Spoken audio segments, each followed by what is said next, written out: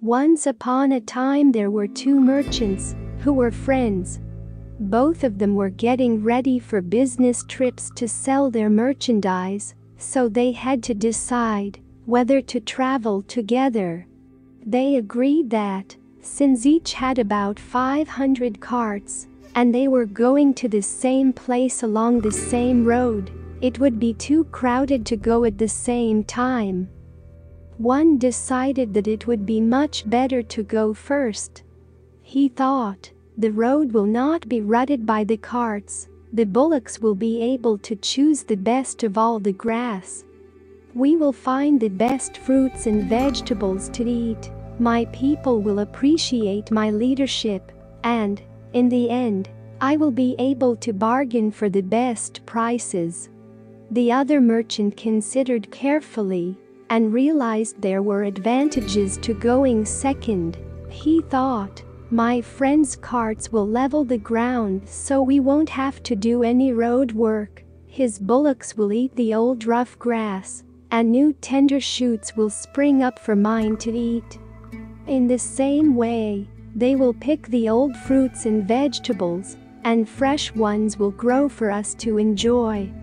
I won't have to waste my time bargaining when I can take the price already set and make my profit. So he agreed to let his friend go first. This friend was sure he'd fooled him and gotten the best of him, so he set out first on the journey.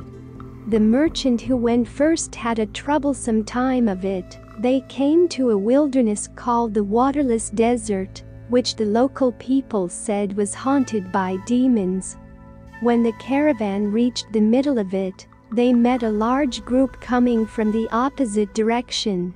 They had carts that were mud-smeared and dripping with water.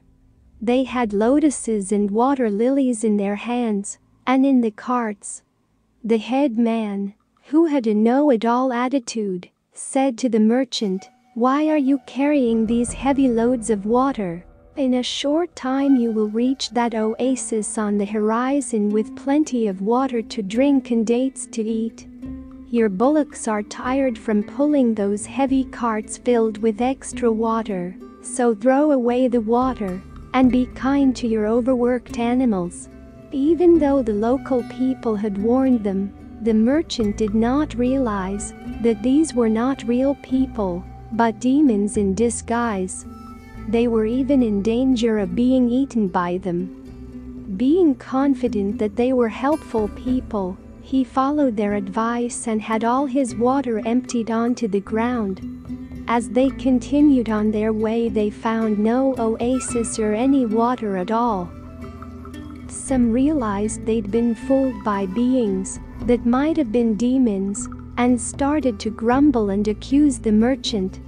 At the end of the day, all the people were tired out. The bullocks were too weak from lack of water to pull their heavy carts. All the people and animals lay down in a haphazard manner and fell into a deep sleep.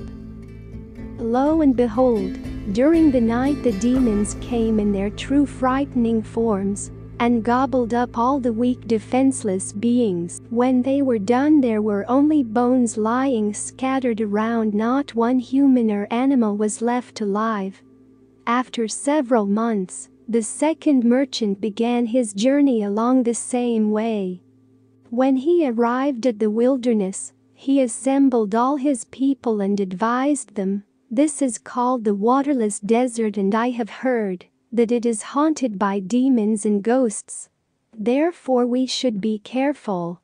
Since there may be poison plants and foul water, don't drink any local water without asking me." In this way they started into the desert. After getting about halfway through, in the same way as with the first caravan, they were met by the water-soaked demons in disguise. They told them the oasis was near and they should throw away their water. But the wise merchant saw through them right away. He knew it didn't make sense to have an oasis in a place called waterless desert. And besides, these people had bulging red eyes and an aggressive and pushy attitude, so he suspected they might be demons. He told them to leave them alone, saying, "We are businessmen who don't throw away good water before we know where the next is coming from." Then, seeing that his own people had doubts, the merchant said to them, "Don't believe these people, who may be demons, until we actually find water. The oasis they point to may be just an illusion or a mirage. Have you ever heard of water in this waterless desert? Do you feel any rain wind, or see any storm clouds?" They all said, "No," and he continued, "If we believe these strangers and throw away our water, then later we may not have any to drink or cook with. Then we will be weak and thirsty, and it would be easy for demons to come and rob us or even eat us up. Therefore, until we really find water, do not waste even a drop." The caravan continued on its way, and, that evening, reached the place where the first caravan's people and bullocks had been killed and eaten by the demons. They found the carts and human and animal bones lying all around. They recognized that the fully loaded carts and the scattered bones belonged to the former caravan. The wise merchant told certain people to stand watch around the camp during the night. The next morning the people ate breakfast and fed their bullocks well. They added to their goods the most valuable things left from the first caravan. So they finished their journey very successfully and returned home safely, so that they and their families could enjoy their profits.